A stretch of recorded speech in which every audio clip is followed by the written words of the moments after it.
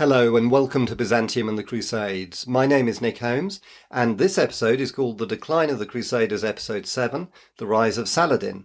In the last episode, we heard about how Saladin took control of Egypt from the Fatimid Caliphate, which he abolished in 1171.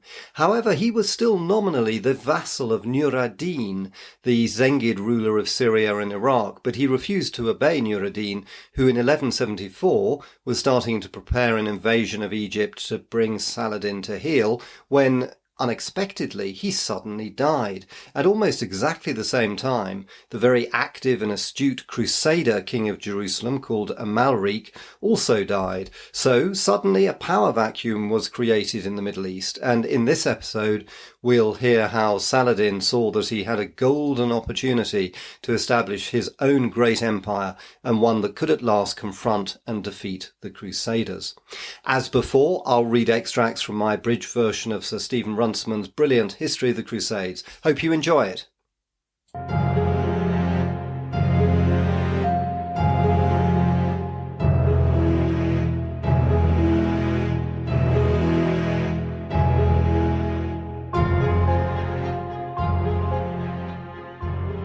To Saladin, watching anxiously in Cairo, King Amalric's death came as a sign of God's favour. Shia intrigues against him had come to a head in April when a plot to kill him was betrayed to him. He struck at once and crucified the ringleaders, but he could not be sure that there were not others ready to conspire should a Christian army come to their aid, and in the meantime Nur ad-Din's heritage might pass firmly into other hands. Now, with Amalric dead, there was no danger of a Crusader invasion by land. A Sicilian fleet was, it is true, in the offing, for King William II of Sicily had neither heard of the collapse of the Shia conspiracy nor of the death of Amalric. On the 25th of July 1174, the Sicilians, with 284 ships to convey their men, their animals and their provisions under Tancred, Count of Lecce, appeared suddenly before Alexandria in Egypt, but they found themselves deprived of the support on which they had counted, and they had already refused to countenance any help from the Byzantine emperor, for William had quarrelled with the Emperor Manuel, who had offered him the hand of his daughter Maria, and then had withdrawn the offer, and anyhow, he wished to show that he could do better than the Byzantines had done in their siege of Damietta in 1169. On their failure to surprise the city, and on Saladin's approach with an army, the Sicilians took to their ships again and sailed away on the 1st of August. This left Saladin free to march into Syria. The Syrians were alarmed by this, and the governor of Damascus, Ibn al-Muqaddam, was frightened and appealed to the Franks for help. When there was nothing forthcoming from them, he next appealed to Saif ad-Din of Mosul to come to his rescue, but Saif ad-Din preferred to consolidate his gains in the Jazira. However, the people of Damascus then insisted on their governor acknowledging Saladin's authority. Saladin set out at once with 700 picked horsemen. He rode swiftly through Outre-Jourdain, where the Franks made no attempt to stop him, and he arrived at Damascus on the 26th of November. He was received there with joy by the people of the city. He spent the night at his father's old house. Next morning the governor Ibn al-Muqaddam opened the citadel gates to him. He installed his brother Tokhetin as governor, and after delighting the people of Damascus with generous gifts, he proceeded to march northward. Meanwhile, with the Crusaders, King Amalric's death had left the Franks powerless to intervene.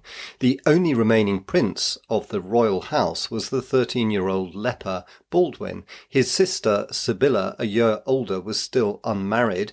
His stepmother, Queen Maria Comnena, had only given birth to daughters, of whom one had died and the other, Isabella, was aged 2.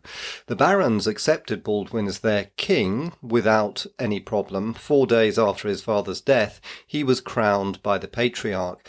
No regent was appointed. The seneschal Miles of Plancy, the late king's closest friend and lord in his wife's right of the great fief of Outre-Jourdain, carried on the government. But Miles was unpopular, particularly among the locally born aristocracy, with whose support Count Raymond of Tripoli claimed the regency. Next to the king's sisters, Raymond was his closest relative on the royal side of the family. His mother, Hodierna of Jerusalem, Jerusalem had been Amalric's aunt. Though Bohemond of Antioch was descended from Hodierna's elder sister Alice, he was a generation further away from the crown. Moreover, he lived far away, whereas Raymond had recently married the second great heiress in the kingdom, Esquiva of Burres. Raymond's supporters insisted on his rights being heard before the High Court. Miles prevaricated for as long as he could, but had to yield. Late in the autumn, Raymond was installed as regent. A few weeks later, Miles, who had taken his fall from power with an ill grace, was assassinated one dark night in the streets of Acre. Raymond was now aged 34, a tall, thin man, dark-haired and dark-skinned, his face dominated by a large nose, in character cold and self-controlled and a little ungenerous. There was nothing in him of the enthusiastic chivalry of the early Crusaders. During his long years in captivity, he had read deeply, he had learnt Arabic, and he had studied the ways of the Muslims. He saw the problems of the Crusader states from a local standpoint. He was interested in their survival, not in their role as the spearhead of aggressive Christendom. He was able and ably supported by his friends, but he was only regent, and he had enemies. His regency began a division within the kingdom. There had been factions before, especially in the days of Queen Melisande, but they'd been short-lived. The crown had kept control. Now two definite factions arose, the one composed of the native barons and the Hospitallers, following the leadership of Count Raymond, seeking an understanding with their foreign neighbours and unwilling to embark on risky adventures. The other composed of newcomers from the west and the Templars. This party was aggressive and militantly Christian, and it found its leaders in 1175 when at last Reynaldo Chatillon was released from his Muslim prison together with Jocelyn of Edessa, a count without a county, whom fate had turned into an adventurer. Personal animosities were even stronger than differences in policy. Most of the nobles now were cousins of each other, and family quarrels are always the most bitter. Raymond's first duty as regent was to curb the growth of Saladin's power. The Franks had been unable to prevent the union of Damascus with Cairo, but at least Aleppo was still separate. As soon as reinforcements came from Egypt, Saladin had marched to Aleppo from Damascus.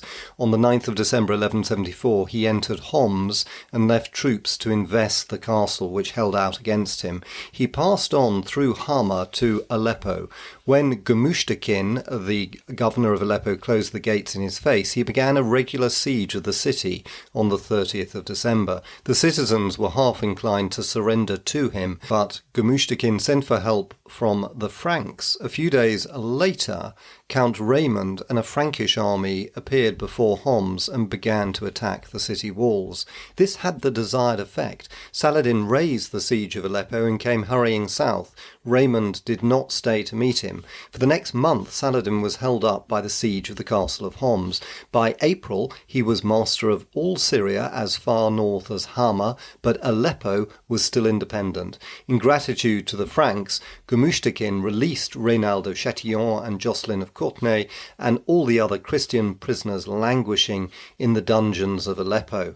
Saladin's successes roused Nur ad-Din's nephew Saif ad-Din of Mosul, who sent his brother Izz ad-Din with a large army into Syria to join Gumushtakin. Saladin, hoping perhaps to cause trouble between Aleppo and Mosul, offered to cede to Gumushtakin Hama and Homs. The offer was rejected, but the allied army was caught in a ravine among the hills of North Hama and cut to pieces by Saladin's soldiers. But Saladin did not feel strong enough to follow up his victory. A truce was arranged which allowed Saladin to occupy a few towns north of Hama, but otherwise left things as they were. Saladin now tried to assert his authority by taking the title of King of Egypt and Syria, and he struck coins in his own name alone. The Caliph at Baghdad graciously approved and sent royal robes that reached him at Hama in May. But Nur ad-Din's family were determined to confront Saladin. In March 1176, Saif ad-Din of Mosul himself crossed the Euphrates with a large army and joined joined with Gumushtakin's troops outside Aleppo. Saladin, whose army had been reinforced again from Egypt, went up to meet him. An eclipse of the sun on the 11th of April alarmed his men as they crossed the Orontes near Hama, and they were caught by surprise 10 days later by Saif ad-Din as they were watering their horses. But Saif ad-Din hesitated to attack at once. Next morning, when Saif ad-Din brought all his forces up to attack Saladin's camp on the Mound of the Sultan, some 20 miles south of Aleppo, it was too late. Their first onrush almost succeeded, but Saladin countercharged at the head of his reserves and broke the enemy's lines. By evening he was master of the field. The treasure that Saif ad-Din had left in his camp on fleeing was all given by Saladin to reward his own men. The prisoners that were taken were well treated and soon sent back to their homes. His generosity and clemency made an excellent impression.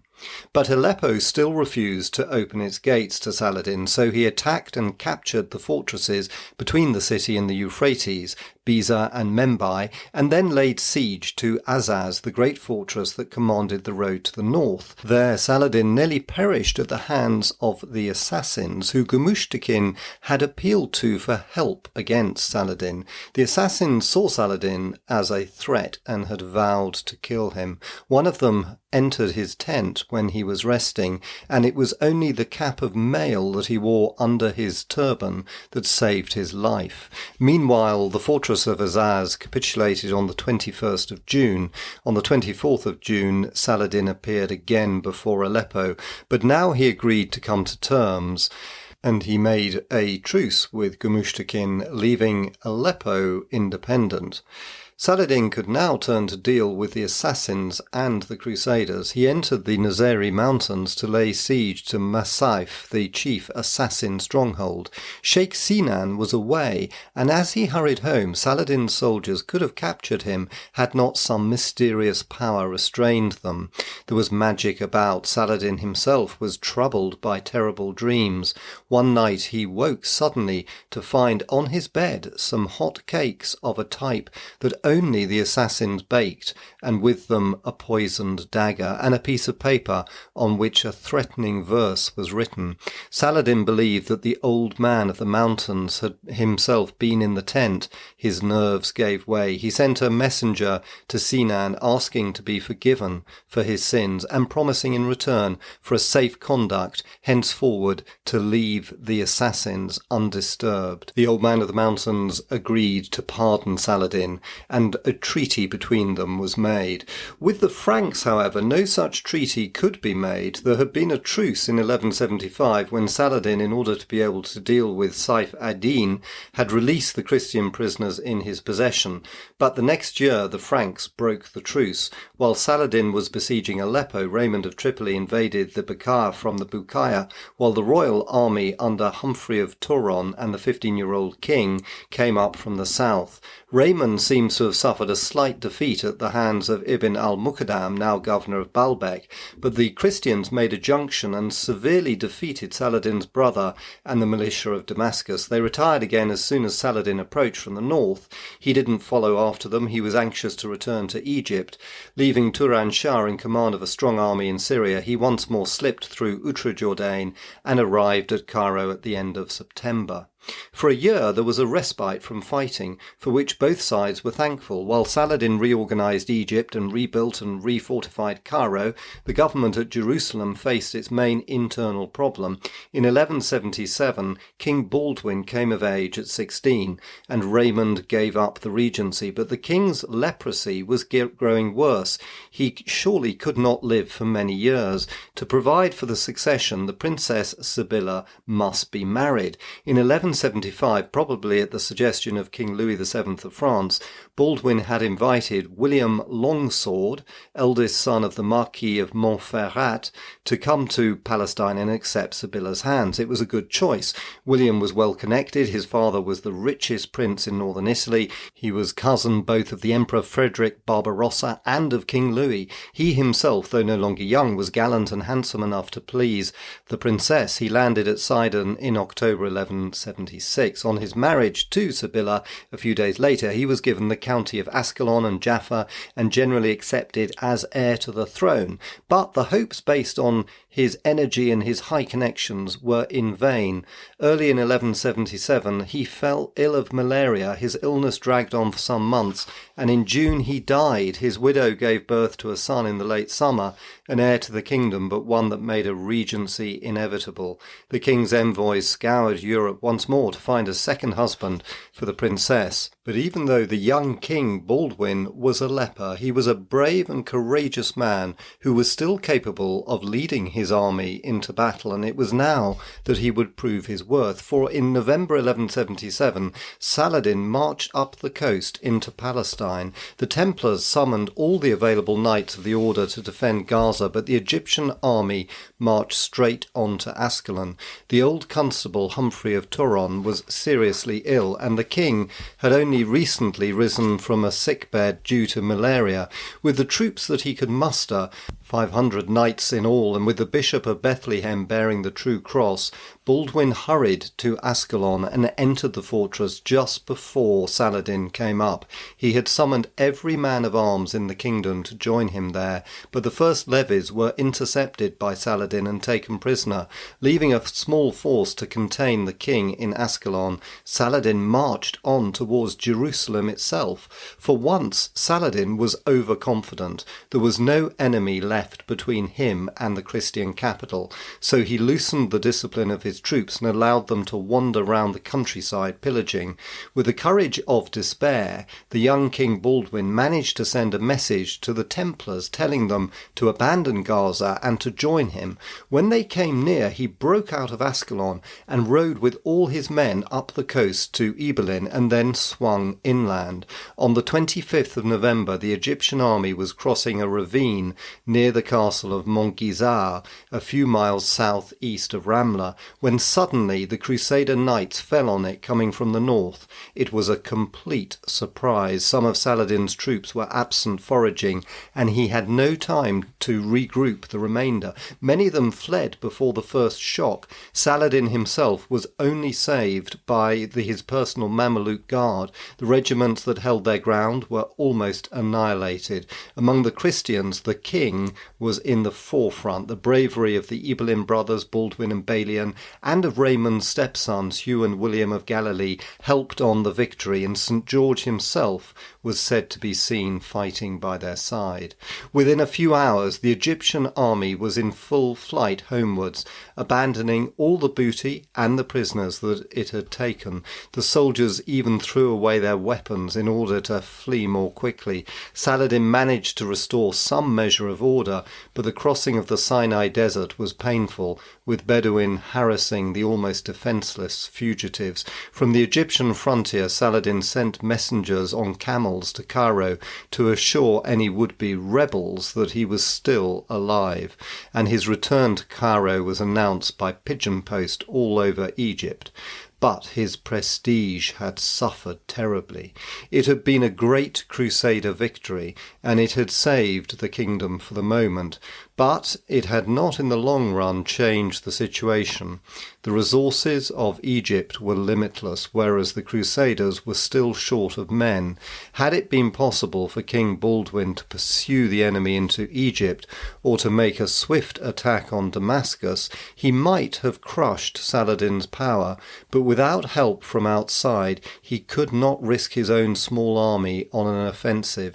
Instead, he decided to build strong fortifications along the Damascene frontier, where the loss of Banyas had upset the defensive system of the kingdom, while Humphrey of Turon fortified the hill of Hunin on the road from Banyas to Turon.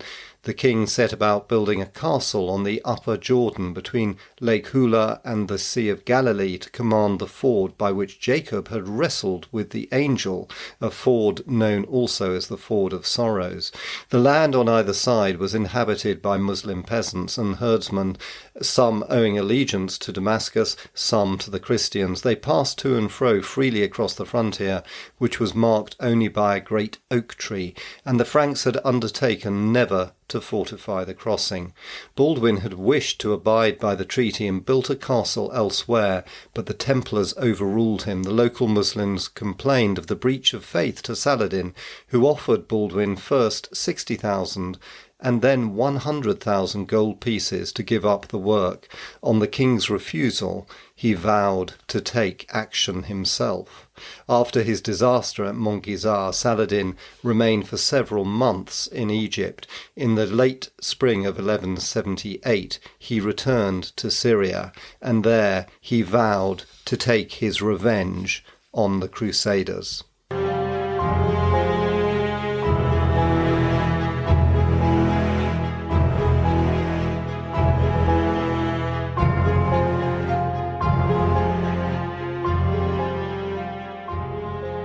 And that ends this episode. Hope you enjoyed it. As always, I'd be hugely grateful if you left any ratings on this podcast. Thank you so much. And in the next episode, we'll hear how the tide continued to turn against both the Crusaders and also Byzantium as it faced another great defeat at the hands of the Turks at the Battle of Myriokephalon.